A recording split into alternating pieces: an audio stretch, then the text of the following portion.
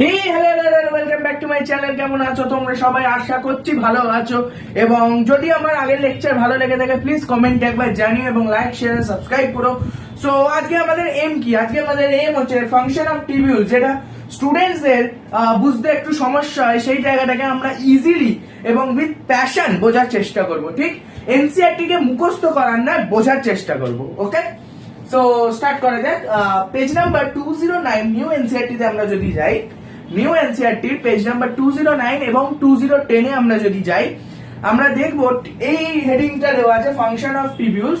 ওর নিচে পিসিটি, তারপর কালেক্টিং ডাক, ডিসিটি, লুপ অফ হেনলি, অনেকগুলো ফাংশন দেওয়া আছে। এবং তার পেজ নাম্বার 210 এ ওপরে একটা ছবি দেখব, যেখানে আমি যেটা আঁকতে চলেছি সেটা মানে ওই ছবিটাই আমি বোর্ডে আঁকতে চলেছি।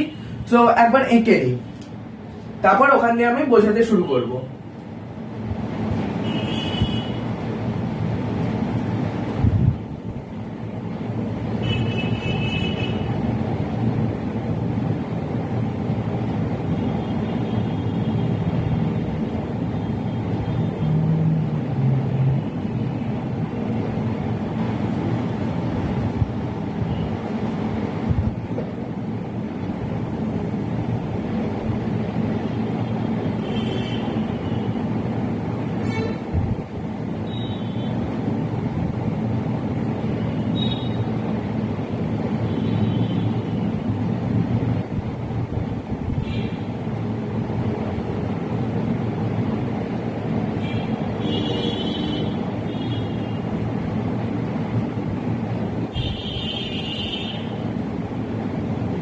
ডায়াগ্রামটা এঁকে নিলে সুবিধা হবে, ততক্ষণ একবার এনসিইআরটি ডায়াগ্রামটাকে অবজার্ভ করতে পারো।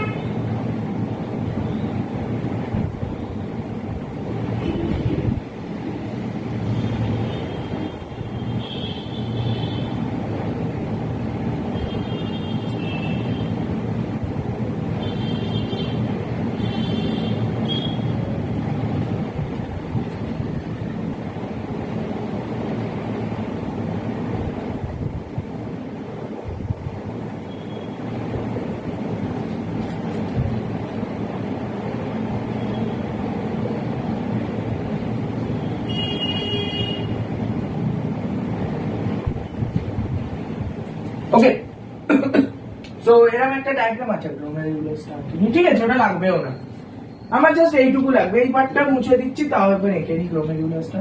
তারপর কমেন্টে করবে, স্যার গ্লোমেরুলাস কোথায় গেল? স্যার উড়ে গেছে গ্লোমেরুলাস।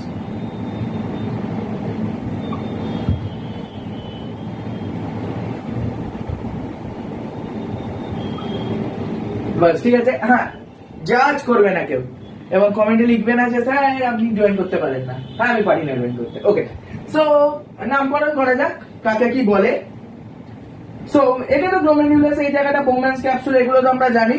যেগুলো আমরা জানি না, মানে সবই জানি, জাস্ট একবার দেখে নি। এটাকে কি বলে? এই সেগমেন্টটাকে বলে হচ্ছে পিসিটি। পিসিটি অর্থাৎ প্রক্সিমাল কনভলিউটেড টিবিউল। এই সেগমেন্টটাকে কি বলে? এই সেগমেন্টটাকে বলে descending limb.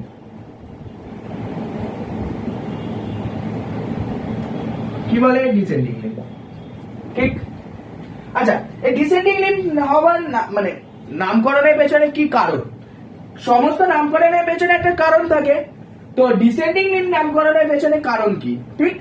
So descending limb নামকরণের পেছনে কারণ হলো, আমরা এখানে দেখতে পাচ্ছি মোটা থেকে সরুর দিকে আসছে। ঠিক, মোটা থেকে সরুর দিকে আসছে। হেন্স আমরা বলতে পারি যে ডিসেন্ডিং মানেটা কি? ডিসেন্ডিং মানে হচ্ছে ছোট থেকে, এই বড় থেকে ছোটতে আসা। তো আমি কি বলতে পারি বড় লিউমেন থেকে ছোট লিউমেনে আসছে? It is coming from big lumen to the narrower lumen, wider lumen to narrower lumen. ঠিক, ওই জন্য নাম হচ্ছে ডিসেন্ডিং লিম্ব। এবার আমরা দেখবো, এটা হচ্ছে লুপ অফ হেনলি। এটা কি? এটা হচ্ছে লুপ অফ হেনলে বা হেনলিস লুপ। ঠিক, এই জিনিসটা কি? এই সেগমেন্টটাকে বলা হয় থিন অ্যাসেন্ডিং লিম্ব।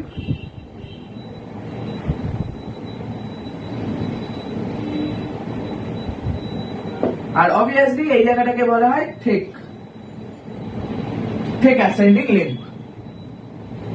এই জিনিসটা কি? এই জিনিসটা হচ্ছে ডিসিটি, কি ডিস্টাল কনভলিউটেড টিবিউল। আর এই বড় জিনিসটা কি? এই বড় জিনিসটা এনসিআরটি এরকম দাগ দাগ দাগ দাগ দিয়েছে। তো আমি এখানে নর্মাল একটা সিম্পল মানুষ, আমি এরকম লিখলাম, ঠিক আছে। কি নাম হবে এটা? Collecting duct. কি হবে নাম? Collecting duct. Very good. So এখানে আমরা নামের তাৎপর্যটা বুঝে নিই যে অ্যাসেন্ডিং লিম্ফ কেন, কারণ আমরা যদি দেখি সরু থেকে মোটার দিকে যাচ্ছে, ঠিক? সরু থেকে মোটা। অ্যাসেন্ডিং মানে কি? ছোট থেকে বড়। অ্যাসেন্ডিং মানে ছোট থেকে বড়। হেন্স এখানে আমরা বলতে পারি কি ন্যারো লিউমেন থেকে মোটা লিউমেনে যাচ্ছে, মানে ওয়াইডেন লিউমেনে যাচ্ছে, ঠিক? ন্যারো লিউমেন থেকে ওয়াইডেন লিউমেনে যাচ্ছে। সো এখানে hence thin ascending limb. Understandable? Okay. এবার ফাংশন অফ টিবিউলস আমরা বুঝবো, ঠিক? আচ্ছা, এখান থেকে এই যে পার্টটা আমি পড়াচ্ছি এর থেকে অনেক পিওয়াইকিউ এসছে। যেমন 2012 প্রি মানে এআইপিএমডি 2012, আমি দেখো কোশ্চেন করাবো ক্লাসে। 2012 এআইপিএমডি, তারপর 2017 এআইপিএমডি, তারপর 2024, 2025, পরপর 2025 তো ডায়াগ্রাম তুলে প্রশ্ন এসছে, ঠিক? যেটা আমরা কনফিউজও করেছি আমাদের ডায়াগ্রামে। কোথায় কনফিউজ করি আমি সেটাও বলে দেবো। ওকে, জাস্ট ফলো করতে থাকো, মন দিয়ে শুনতে থাকো, ইন্টারেস্টিং হবে ক্লাসটা আজকে। ওকে, সো এই জিনিস নামকরণ গুলো আমরা করে নিলাম। এবার আমরা বুঝবো কার্কি ফাংশন। এবার আমরা কি বুঝবো? কার্কি ফাংশন। বোঝা যাক কার্কি ফাংশন। মুছে দিচ্ছি হ্যাঁ আমি নামগুলো। ওকে, মানে নামকরণের একটা বেসিক আইডিয়া তো হয়ে গেছে আশা করছি আমি।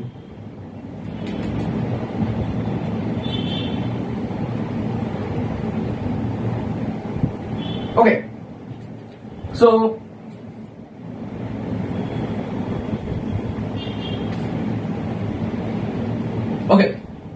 সো আমরা এখানে একটা দেখতে পাচ্ছি। আচ্ছা, এবার এনসিআরটি ফার্স্ট কে কি বলছে? এনসিআরটি ফার্স্ট লাইন হচ্ছে পিসিটি, ঠিক? মানে ফার্স্ট লাইন না, মানে এই টপিকটার আন্ডারে ফার্স্ট সব টপিক হচ্ছে পিসিটি, ঠিক? আচ্ছা, পিসিটি কি বলছে? পিসিটি ইজ কম্পোজড, মন দিয়ে আমার কথাগুলো শোন।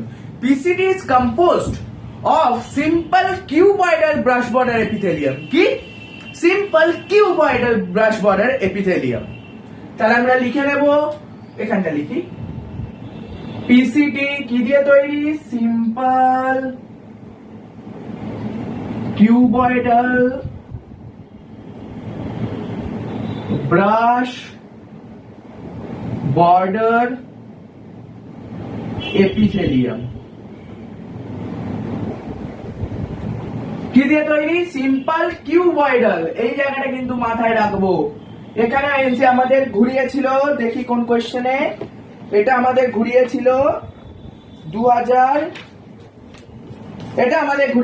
2024 এর পিওয়াইকিউতে।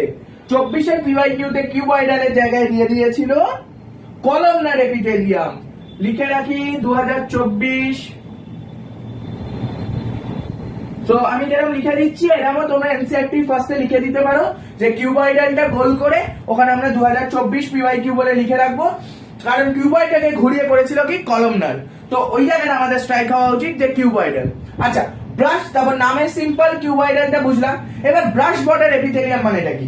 ব্রাশ বর্ডার এপিথেলিয়াম মানে সিলিয়া প্রেজেন্ট থাকে। আচ্ছা, সিলিয়া কিসে হেল্প করে? সিলিয়া সারফেস এরিয়া বাড়াতে হেল্প করে। আন্ডারস্ট্যান্ডেবল? সিলিয়া কিসে হেল্প করে? সিলিয়া সারফেস এরিয়া বাড়াতে হেল্প করে। তো লিখে দিচ্ছি কিসে হেল্প করে? ইনক্রিজিং বা অতকে লিখবে সারফেস এরিয়া বাড়াতে হেল্প করে, ঠিক? কিসে হেল্প করে? Brush border epithelium surface area বাড়াতে হেল্প করে, ঠিক? ওকে, সো স্যার আমার এখানে প্রশ্ন যে সারফেস এরিয়া বাড়ালে, আমার এখানে প্রশ্ন সারফেস এরিয়া এখানে কেন বাড়াতে লাগবে, ঠিক? আমার এখানে প্রশ্ন সারফেস এরিয়া কেন আমার এখানে বাড়াতে লাগবে? কারণ সারফেস এরিয়া কেন বাড়াতে লাগবে এর প্রশ্নের উত্তরের কারণ হচ্ছে আমরা যদি পিসিডিতে দেখি, পিসিডিতে 70 to 80%, PCD তে 70 to 80% electrolyte and all the nutrients gets absorbed, get reabsorbed. ঠিক? সারফেস এরিয়া কেন বাড়াতে লাগবে? কারণ ফার্স্ট reabsorption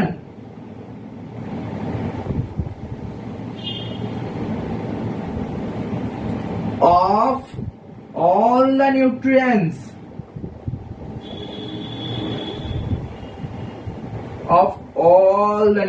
all the মনে রাখবো এটা all the nutrients তারপর বাকিটা এখানে লিখি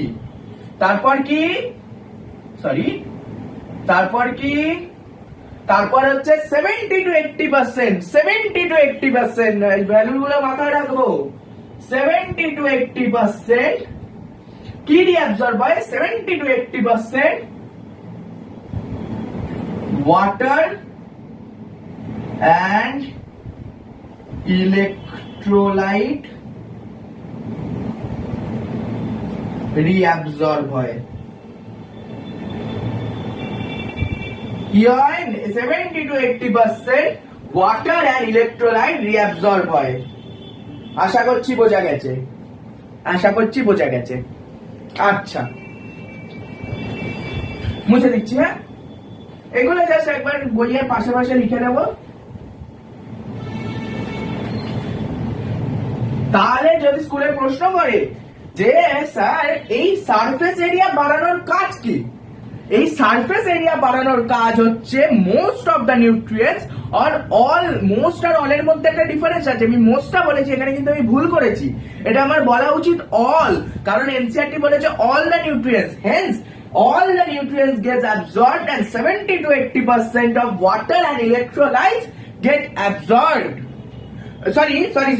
get reabsorbed absorption আর reabsorption এর মধ্যে তফাৎ আছে যেমন রিসার্চ আর রিসার্চের মধ্যে তফাৎ সেরকম অ্যাবজর্পশন আর রিঅ্যাবজর্পশন মধ্যে তফাৎ অ্যাবজর্পশন মানে কি অ্যাবজর্পশন মানে হচ্ছে একবার অ্যাবজর্ব হয়েছে অ্যাবজর্পশন মানে ফার্স্ট টাইম অ্যাবজর্ব হয়েছে reabsorption মানে again absorbed after being absorbed first time absorption কোথায় হবে first time absorption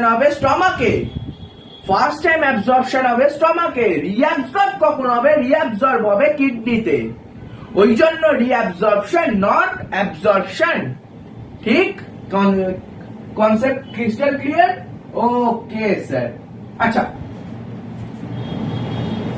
পিসিডিতে আমরা যদি 2000 বলছি 210 নম্বর পেজে যাই 210 নম্বর পেজে গেলে আমরা এখানে এই ছবিটা পাবো দেখতে এই ছবিটা দেখতে পেলে দেখবো এখানে কিছু অ্যারো দেওয়া আছে ঠিক আচ্ছা অ্যারো গুলো কি দিচ্ছে আমরা যদি এই পিকচারের নিচে দেখি নিচে কি বলছে নিচে বলছে যে অ্যারো গুলো ডাইরেকশন ডিফাইন করছে অ্যারো গুলো the direction of the movement of the molecules মানে ওগুলো ডিফাইন করছে the arrows are defining the direction of the movements of the molecule ঠিক মানে মুভমেন্ট মানে মলিকিউল গুলো কোথা থেকে কোথায় যাচ্ছে মানে আইসিএফ থেকে ইসিএফ এ যাচ্ছে না ইসিএফ থেকে আইসিএফ এ আসছে আন্ডারস্ট্যান্ডেবল ওকে স্যার তাহলে এবার আমরা বুঝবো পিসিডি তে কি কি ঢুকছে কি কি বের হচ্ছে আমি লিখে নিই তারপর আমি বোঝাচ্ছি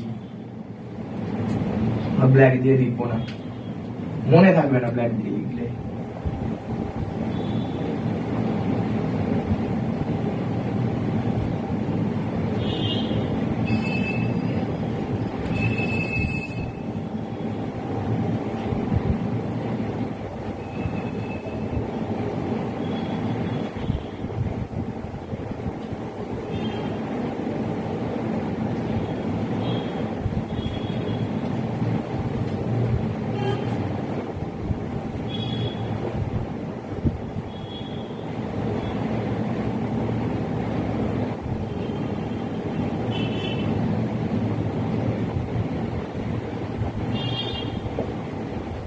ওকে সো দেখা যাক পিসিডি তে কি কি হচ্ছে আমরা দেখব পিসিডি তে আমি বলে দিয়েছিলাম যে 70 to 80% nutrients R water reabsorb হবে হেন্স এখানে আমরা লিখে দিয়েছি ওয়াটার আর নিউট্রিয়েন্টস আচ্ছা এইগুলোকে বাদ দিলে এখানে আমরা দেখতে পাচ্ছি HCO3- H+ আর NH4 ঠিক এখানে আমরা দেখতে পাচ্ছি HCO3 মাইনাস H প্লাস আর NH4।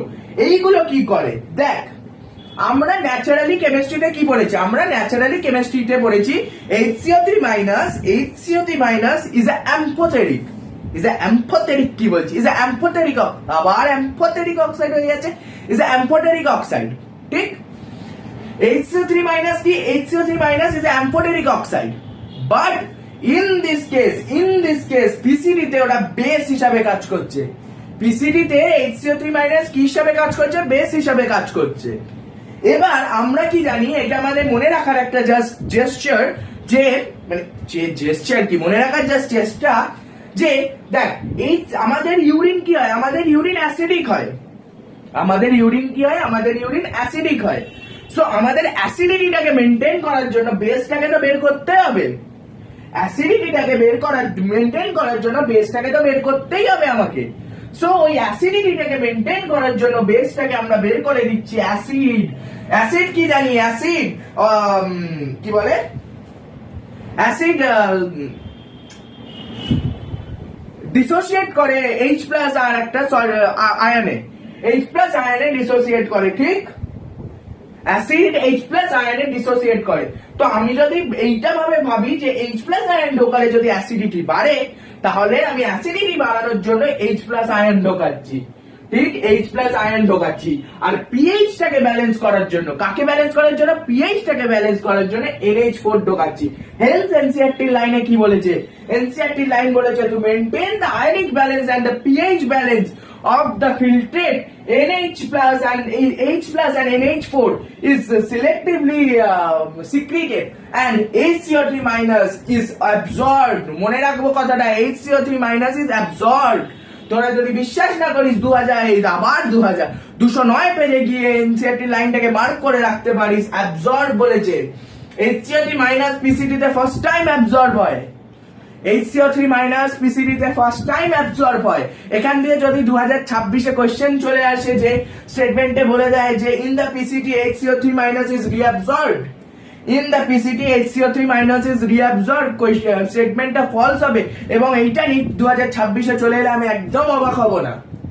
ঠিক, সো HCO3 মাইনাস বেরোচ্ছে, H প্লাস NH4 প্লাস ঢুকছে, কিসের জন্য, আয়নিক এবং পিএইচ ব্যালেন্সটাকে মেনটেন করার জন্য। কিসের জন্য, আয়নিক এবং পিএইচ ব্যালেন্সটাকে মেনটেন করার জন্য। আর HCl H2 আর নিউট্রিয়েন্টস তো ঢুকছেই। ঠিক, তাহলে এখানে মুখস্থ করার আমার কিচ্ছু নেই, জাস্ট অবজার্ভ করে নেব এবং নিজের মাথার মধ্যে ছবি হিসাবে দেখে রাখবো। ঠিক, আচ্ছা এই জায়গাটা তো বুঝলাম।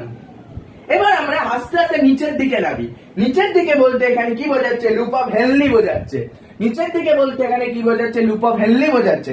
লুপ অফ হেনলি দুটো পার্টে ভাঙা হয়, লুপ অফ হেনলিকে দুটো পার্টে ভাঙা হয়, যেটা হচ্ছে একটা হচ্ছে থিক অ্যাসেন্ডিং, মানে লুপ অফ হেনলিতে এই জিনিসটা আমি ওটাকে সিম্পলিফাইড করার জন্য দুটো পার্টে ভাঙছি, যেটা হচ্ছে ডিসেন্ডিং লিম্ব, আরেকটা হচ্ছে অ্যাসেন্ডিং লিম্ব, যেটা হচ্ছে ডিসেন্ডিং লিম্ব আর একটা হচ্ছে অ্যাসেন্ডিং লিম্ব। ঠিক আছে, এবার আমরা পড়বো যে ডিসেন্ডিং লিম্ব আর অ্যাসেন্ডিং লিম্বের কাজ কি। আচ্ছা, এনসিইআরটি বলছে যে দিস ডিসেন্ডিং বা the loop of Henle plays a major role বা plays a important role in maintaining the osmolarity, plays a important role in concentrating the urine. আমরা মেকানিজম অফ কনসেন্ট্রেটিং দ্য ইউরিনে পড়বো যে loop of Henley আমাদের কোথায় help করে। So আমরা যদি এখানে মনে রাখতে চাই, কি মনে রাখতে হবে, loop of Henle plays a important role, plays a major role in concentrating the urine or to maintain the osmolarity of the filtrate. ঠিক, ওকে স্যার। আচ্ছা, খুব ভালো করে মন দিয়ে শুনবি কথাটা আমি যেটা বলছি। এই পার্টটা হচ্ছে ডিসেন্ডিং লিম্ব, এই পার্টটা হচ্ছে ডিসেন্ডিং লিম্ব। এই ডিসেন্ডিং বা অ্যাসেন্ডিং লিম্বের থেকে, এই ডিসেন্ডিং বা অ্যাসেন্ডিং লিম্বের থেকে সেরাম কিছু রিঅ্যাবজর্পশন হয় না। এই ডিসেন্ডিং বা অ্যাসেন্ডিং লিম্বের থেকে সেরাম কিছু রিঅ্যাবজর্ব হয় না, বাট কি হয় সেটা আমরা একবার দেখে নেব। ওকে, দেখ ডিসেন্ডিং লিম্বে, ডিসেন্ডিং লিম্ব H2O কে পারমিট করে বেরোতে বা ঢুকতে, H2O কে পারমিট করে বেরোতে বা ঢুকতে, বাট ইলেকট্রোলাইট কে পারমিট করে না। Hence The descending limb is permeable to water and but impermeable to electrolytes. ঠিক? The descending limb is permeable to water but impermeable to electrolyte. এবং আমরা কি জানি ওয়াটার প্যাসিভলি ট্রান্সফার হয়, passively যখন transfer হচ্ছে তার মানে আয়নিক প্যাসিভলি যখন ট্রান্সফার হচ্ছে কনসেন্ট্রেশন গ্রেডিয়েন্টের অ্যালং ট্রান্সফার হচ্ছে। কিসের অ্যালং ট্রান্সফার হচ্ছে? কনসেন্ট্রেশন গ্রেডিয়েন্টের।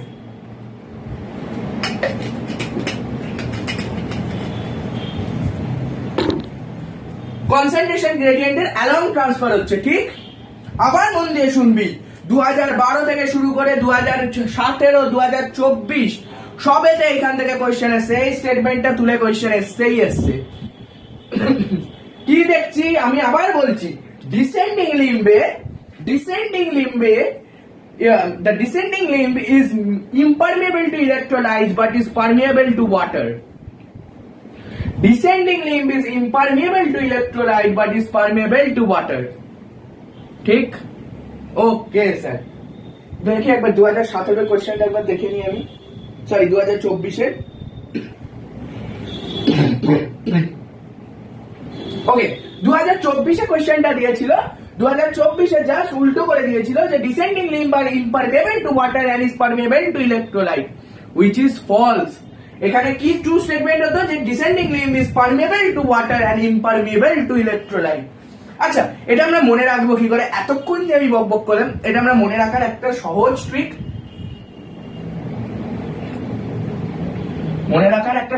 ট্রিক, যেটা আমি মনে রেখেছি যেরকম ভাবে, যেটা হচ্ছে দে জল। কি হবে? জল দে রে ভাই, জল দে জল। আমি কিরকম ভাবে মনে রাখবো? দেখ এ জলও বলা যেতে পারতো, বাট ওটা হবে না। কেন হবে না? অ্যাসেন্ডিং লিম্ব ওয়াটারের সাথে হয় না, তো জল দে রে ভাই, দে জল। সো এই দে জলটা মাথায় রাখবো, তাহলে আমরা বুঝবো যে descending limb is permeable to water, ঠিক? আন্ডারস্ট্যান্ডেবল? আচ্ছা, এবার আমরা অ্যাসেন্ডিং লিম্বে ঢুকে যাই। অ্যাসেন্ডিং লিম্ব কি করবে? অ্যাসেন্ডিং লিম্ব ঠিক ওর উল্টোটা করবে। অ্যাসেন্ডিং লিম্বের কাজ কি? অ্যাসেন্ডিং লিম্বের কাজ হচ্ছে ওয়াটারকে পারমিট না করে ইলেকট্রোলাইটকে পারমিট করা, অ্যাক্টিভলি বা প্যাসিভলি ট্রান্সপোর্ট করতে। কি বলছি? অ্যাসেন্ডিং লিম্বের কাজ হচ্ছে ইলেকট্রোলাইট মানে ওয়াটারকে না পারমিট করে ইলেকট্রোলাইটকে পারমিট করা, অ্যাক্টিভলি বা প্যাসিভলি ট্রান্সফার করতে। আমরা কি জানি? অ্যাক্টিভলি ট্রান্সফার মানে এটিপি সাহায্য নিয়ে, অর্থাৎ কনসেন্ট্রেশন গ্রেডিয়েন্টের এগেনস্টে গিয়ে, এবং যদি আমরা প্যাসিভলি দেখি কনসেন্ট্রেশন গ্রেডিয়েন্টের অ্যালং গিয়ে। সো দুটোর মধ্যে ডিফারেন্স আমরা বুঝলাম। আর এনসিইআরটি এই লাইনটা সেম তুলে দিয়েছে যে অ্যাক্টিভলি এন্ড প্যাসিভলি হেল্প করতে সাহায্য করে। এনসিইআরটি প্রত্যেকটা লাইন কভার হচ্ছে। সো এখানে কি অ্যাক্টিভলি এবং প্যাসিভলি মানে কি ইলেকট্রোলাইট ভেতরেও ঢুকতে পারে এবং বাইরেও বেরোতে পারে। আমরা বাইরে কি জানি? ইন্টারস্টিশিয়াল ফ্লুইডে এই জায়গাটা, ধর আমি এই পার্টটুকু লিখছি, এই পার্টটুকু আমি নিচ্ছি এবং এখানে বড় করে দেখাচ্ছি।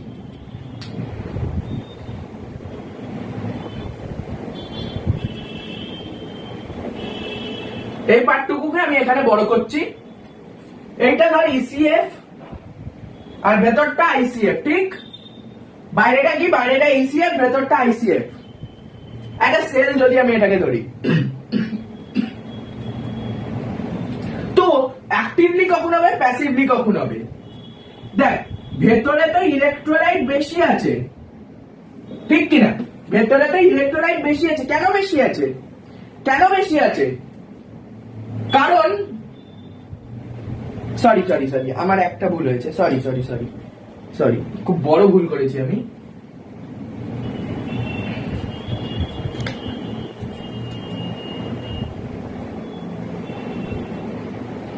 ভেতরে কিন্তু ইলেকট্রোলাইট কম আছে। কেন কম আছে? আমি কোথায় ভুল করেছিলাম? কারণ ইলেকট্রোলাইট তো এখানে রিঅ্যাবজর্ব হচ্ছে, 70 to 80% রিঅ্যাবজর্ব তো হচ্ছে। তাহলে রিঅ্যাবজর্ব যতটুকু পড়ে থাকবে সেটা এখানে রাখবে, মানে 30 to 20% এখানে পড়ে থাকবে, ঠিক? তাহলে যখন অ্যাক্টিভলি ট্রান্সপোর্ট করতে হবে তখন ভেতর থেকে বাইরে আসবে, যখন প্যাসিভলি করতে হবে তখন ভেতর থেকে মানে বাইরে থেকে ভেতরে ঢুকবে। আন্ডারস্ট্যান্ডেবল? Okay sir. আচ্ছা,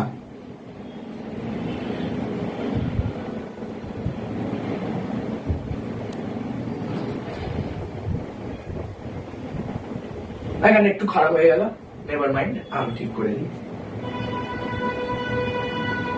আচ্ছা, ইলেকট্রোলাইট কি বুঝিয়েছে? NaCl। তার মানে এখান থেকে এনসিআরটি দেখিয়েছে NaCl বেরোচ্ছে, বাট NaCl বেরোয় না, ঢোকেও।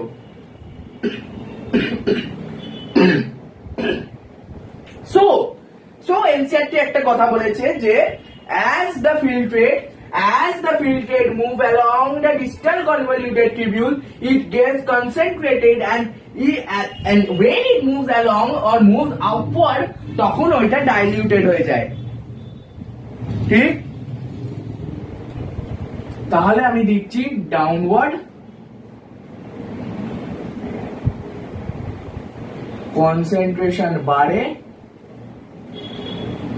আপওয়ার্ড,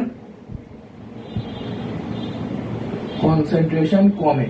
আচ্ছা, এখানে হয়তো স্যার বলবি, স্যার এখানে তো ডাউট হচ্ছে আমার যে কনসেন্ট্রেশনটা বাড়ছে কি করে। দেখ ভাই, আমরা এখানে জেনারেল করে ধরছি যে NaCl-টা বাইরে বেরিয়ে যাচ্ছে, NaCl-টা অ্যাক্টিভ ট্রান্সপোর্ট করে বাইরে বেরোচ্ছে, এবং যেই বাইরে বেরোচ্ছে তখন কি হচ্ছে, ভেতরে তো ওয়াটারের মাত্রা বেড়ে যাচ্ছে। ধর তুই নুন জল গুলেছিস, বা নুন জল না, হ্যাঁ নুন জলই ধর তুই নুন জল গুলেছিস, ঠিক?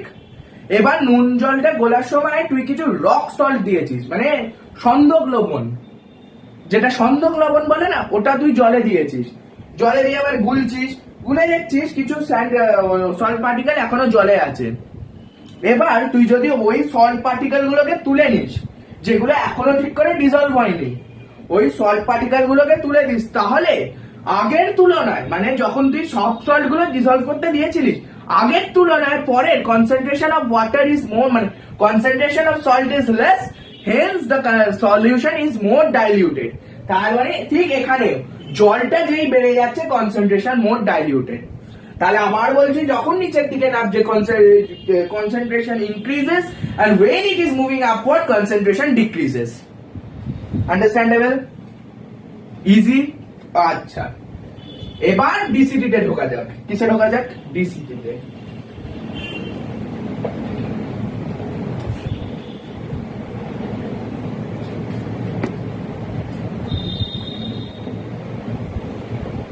কিসে ঢোকা যাক? DCT তে। আচ্ছা, ডিসিটির কাজ কি ভাই? ডিসিটির কাজ কি ভাই? আমরা এডিএইচ এ, মানে আমরা রেগুলেশন অফ কিডনি ফাংশনে পড়েছিলাম এডিএইচ এবং অ্যালডোস্টেরন বা এএনএফ এর কাজ, ঠিক? সো এডিএইচ কি করতো? ADH water reabsorption, increase the reabsorption of water from the distal part of the tubule. Increase the reabsorption of water from the distal part of the tubule. আর কি করতো? Aldosterone কি করতো? Increase the reabsorption of Na+. Increase the reabsorption of Na+ from the distal part of the tubule.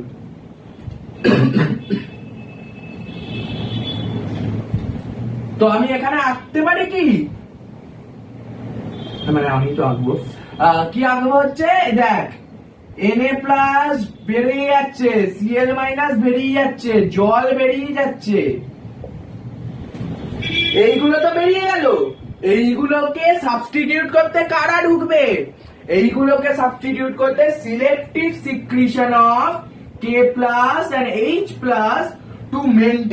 to maintain the iron, sodium and potassium balance, to maintain the sodium and potassium balance in our body. বোঝা গেছে?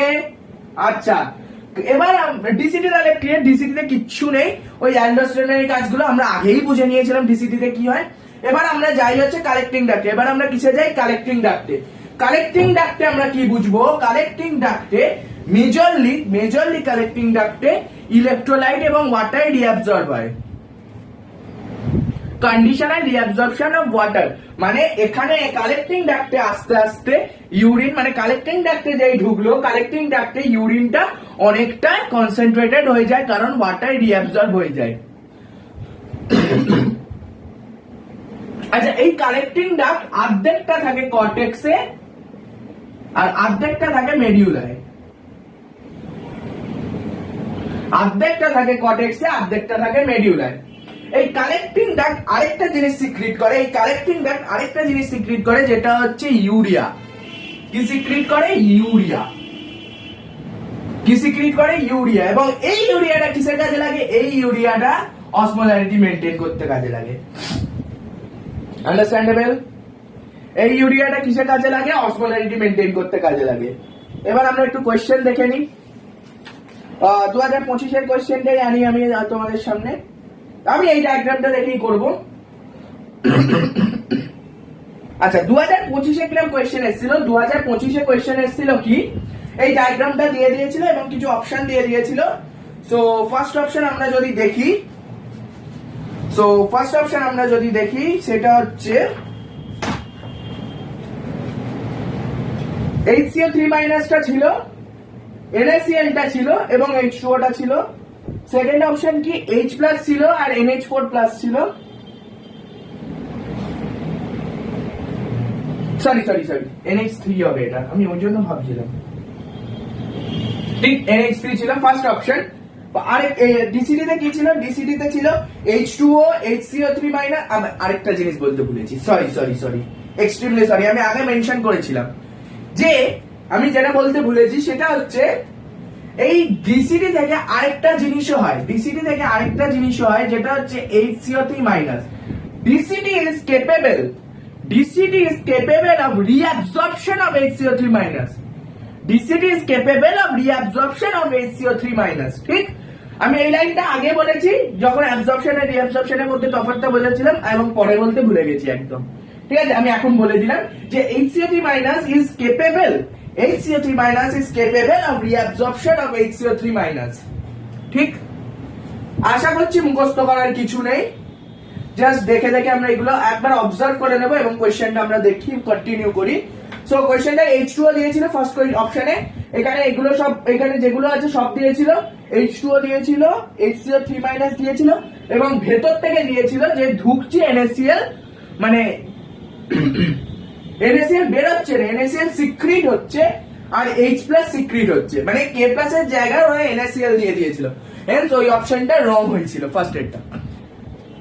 Second option কি দিয়েছিল? Second অপশনও same দিয়ে দিয়েছিল, but শুধু দিয়ে দিয়েছিল যে H2O ঢুকছে H+ এর জায়গায়, H2O ঢুকছে। হেন্স ওই স্টেটমেন্টটা রং, মানে ওই অপশনটাও ইনকারেক্ট হয়েছিল। এবার আমি সবকটা অপশন বলছি না, কারেক্ট অপশনটা আমি বলে দিচ্ছি, যেটা হচ্ছে অপশন নাম্বার 4, যেটা সবকটা দিয়েছিল। আর দিয়েছিল হচ্ছে HCO3- সব দিয়েছিল, এগুলো যেগুলো ছিল সব দিয়েছিল এবং ওটাই কারেক্ট অপশন হতো। তার মানে ফার্স্ট এসছে, মানে PYQ আমি যদি ধরি, এইখান থেকে এই টপিক থেকে কোশ্চেন এসেছে 2025,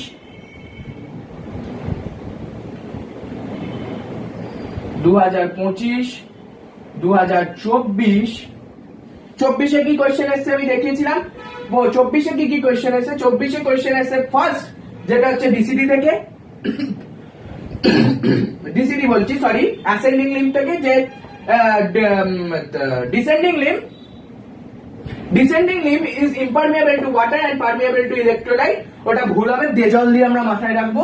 তো 24-এর ওই একটা স্টেটমেন্ট ছিল, আরেকটা স্টেটমেন্ট ছিল যে কিউবয়েডাল এপিথেলিয়াম ছিল, মানে কলামনার এপিথেলিয়াম ছিল, তো ওটা রং হয়ে কিউবয়েডাল হতো। ঠিক, ওটা 2024-এ এসছে। এবার আরো এসছে হচ্ছে 2027 বলছি, 27-এ আসতেও পারে, 2017 কোশ্চেনটা কি এসছে? 2017 এইখান থেকে কোশ্চেনটা এসছে, যেটা হচ্ছে বলেছে যে স্টেটমেন্টটা দিয়ে দিয়েছে which of the statement is correct, কয়েকটা অপশন দিয়ে দিয়েছিল। কারেক্ট অপশনটা হতো যে descending limb is permeable to water and nearly impermeable to electrolytes। ঠিক, আচ্ছা, আরেকটা কোশ্চেন এসেছিল 2012-এ,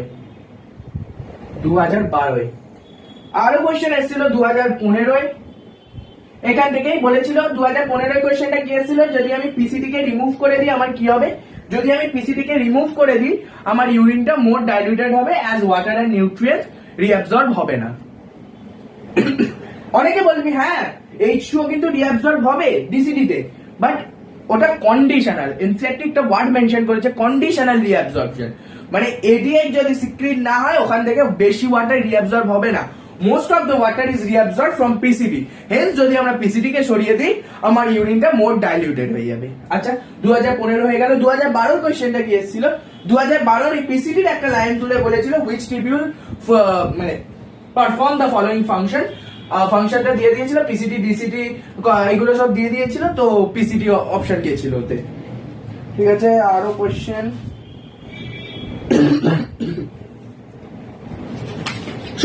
সো এই কটাই কোয়েশ্চেন এসেছিল, এই কটাই ইয়ারে কোয়েশ্চেন এসেছিল, খুব ইম্পর্টেন্ট টপিক ছিল আজকেরটা। আশা করছি আমি বোঝাতে পেরেছি। যদি কোনো ভুল হয়ে থাকে প্লিজ ক্ষমা করে দেবেন। আর আশা করছি আমি ইন্টারেস্টিংলি বোঝাতে পেরেছি, মানে মুখস্থ করার কিছু নেই। সো যদি আমার ভিডিওটি মানে ভালো লেগে থাকে প্লিজ লাইক করে দেবেন, শেয়ার করে দেবেন, সাবস্ক্রাইব করে দেবেন। আর আরো নতুন নতুন ভিডিও পেতে প্লিজ কমেন্ট করবেন। আর কোনো আপকামিং যদি ভিডিও মানে আপনি চান কোনো টপিকের উপর, প্লিজ টপিকটা একবার কমেন্ট করে দেবেন, তাহলে আমি নিশ্চয়ই চেষ্টা করবো ভালো করে বানানোর ওইটা টপিকের উপর ভিডিওটা। তো থ্যাংক ইউ অল।